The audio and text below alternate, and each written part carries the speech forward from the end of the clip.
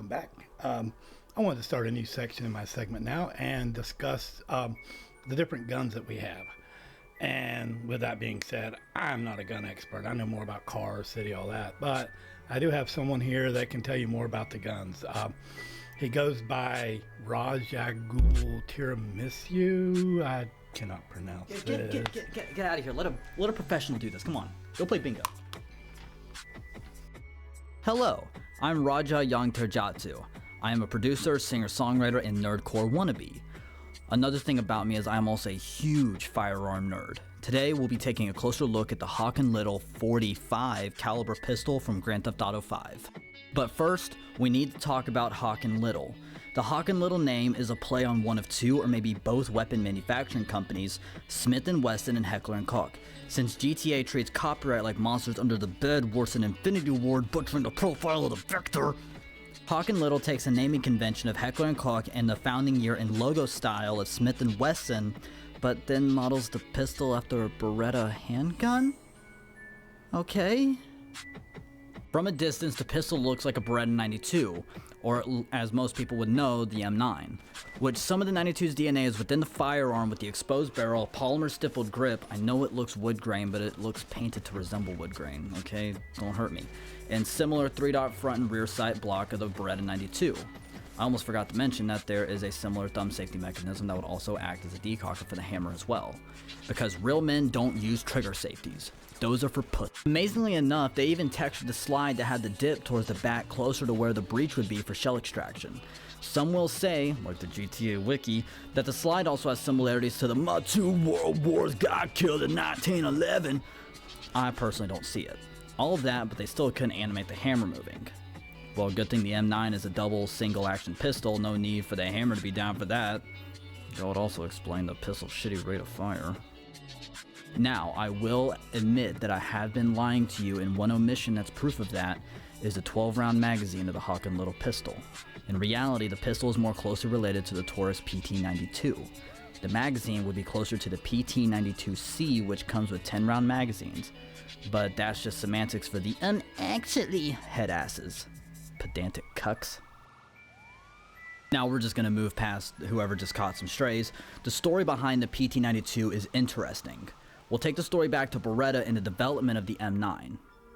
Well, okay, further than that, we'll go to the two predecessors that would be design inspirations for the 92.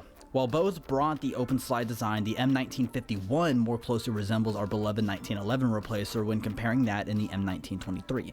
Both handguns would then combine to create the immediate precursor to the 92 in 1974, the Beretta Cheetah, also known as the Model 84, which wasn't actually chambered in 9x19mm Parabellum, but 380. The precursor would bring the features and design decisions that would be finalized and cemented and developed and iterated on ad eternum, the Beretta 92, first designed in 1975.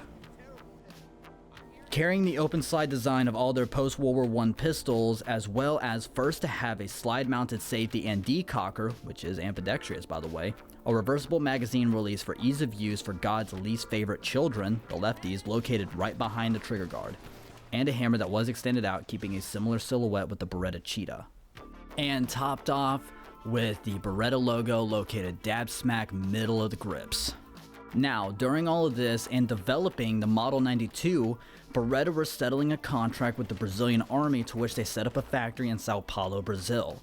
The contract was active for 6 years until around 1980, to which after the contract expired, another gun company came in and bought the factory. That company being Taurus, known for its shotgun revolver and the Raging Bull, firing the absurdly overcompensating round that is the .454 Casull. Well, that was before 500 Smith & Wesson came in with its big dick energy. Soon after getting the contract, Taurus left the Sao Paulo facility to get milk and never came back, settling in... Oh no, oh god, don't make me say... I'm gonna butcher this. Porto Alegre, Rio Grande do Sul? Meu Deus. Now, you might be wondering, how can Taurus develop a handgun that is almost identical to another company and not get sued so hard their wallet can't sit straight for 2 weeks? Well, Taurus doesn't have to worry about the after coitus smoke because of the patents. The patents expired. Real interesting. Woo! So tourists can make cheaper versions of the Beretta 92 and not get a long stream of lawyers flowing through them, which the PT92 might be a cheaper version, maybe even a knockoff. It still has had its own design iterations and improvements from its initial development and in-service use since the 80s. So there's gotta be people buying that Taurus. What a bunch of bull. Now, that could be the end of the story, and I could hand the video back to the old man over there playing bingo. Still awake over there? You doing okay, Gramps? But GTA Online dropped an expansion pack that continues your suffering and prolongs me talking forever. That being Gunrunners. With the introduction of the bunker, mobile operations center, and a bunch of weaponized vehicles came the weapons workbench, which granted you the ability to upgrade certain firearms in your arsenal to the Mark II variants. One of those variants being the Hawk and Little pistol. The changes to the Mark II pistol are interesting to say the least. Starting with the grip, the base plate for the magazine has been extended despite the magazine count staying at 12 rounds. And the single plate grip inserts are replaced with 2 plates, also with stippled finger grooves underneath the trigger guard. They seem to have removed any form of safety or decocking lever, although they kept the takedown lever below the slide. This hammer has also been changed, making it protrude more. Instead of keeping the profile of the standard 92 slide, they straighten the extraction bay, adding custom porting to the end of the slide and flatten the end of the slide while also cutting the barrel down to barely stick out from the slide, much like the 92.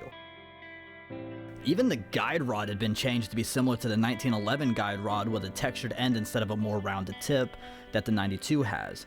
Even the sights were changed, made to be a thinner 3-dot sight system that stand taller than the original variant. The Mark II variant also has extra ammunition options, that being full metal jacket, hollow point incendiary, and tracer. Although yes, with the Mark I you can also extend the magazine, which you can do with the Mark II. On the Mark II, you can add a reflex sight on a mount fixed to the Picatinny on the bottom of the firearm, and add a suppressor and compensator, which both are remarkably accurate, modeled from real-world muzzle devices for the Beretta 92. Now, my question is, why not upgrade from the Mark I to the Mark II and make the Mark II resemble a Beretta 93 Rafika and give the pistol a burst fire function? That would make more sense instead of the whatever it is that makes up the Mark II.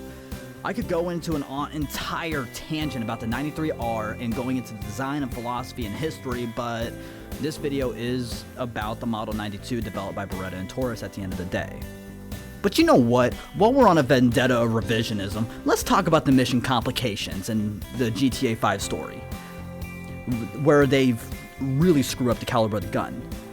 So you're going through the mission, and as you're driving back to Simeon's car dealership, Michael comes out from the back seat and puts the Hawk and Little pistol to Franklin's head.